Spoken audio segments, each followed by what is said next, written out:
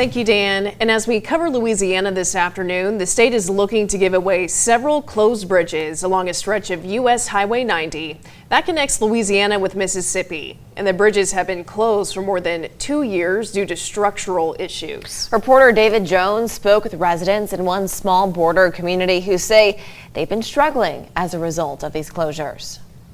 Pearlington is a small town of about 1,000 families, and it's reducing every day. Coming off the pandemic, Pearlington was hit again in 2022. Due to that closure, we have experienced a major loss of business. So was Michael Mavanyengwa's business.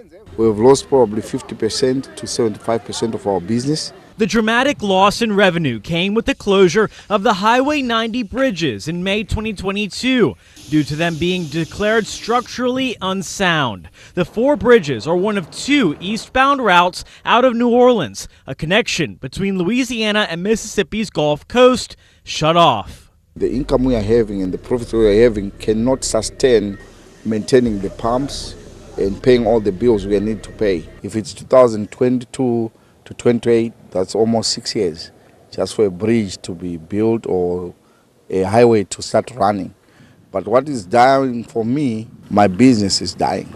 Now, the state is looking to give the 1930s era bridges away to any entity who can remove and repurpose them. We need to get these bridges removed from our waterways. If they're not going to be fixed, if they cannot be reconditioned, we cannot just leave them out there in the water. These are protected environmental waters. Daniel Gitlin is with the DOTD.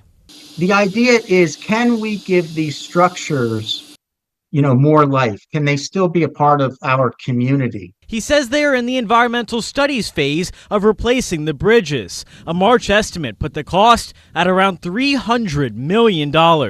This may be an opportunity for local governments, maybe St. Tammany, or some of the cities down there, to say, hey, we would like to relocate this to a public park.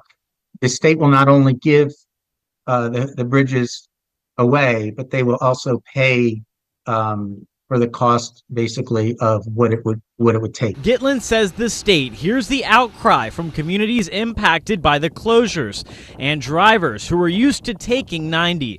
But he says patch repairs would have only extended the lifespan of the structures by a couple years.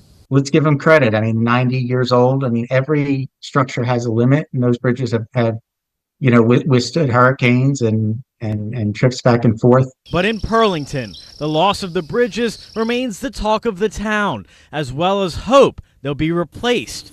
For now, the prospect seems a ways away. We feel like we are American, like everybody else, and pay taxes. And we are here trying to survive the way we want to live. That was David Jones reporting, and the Louisiana Highway Department says it'll cover the removal costs for anyone who will take the bridges.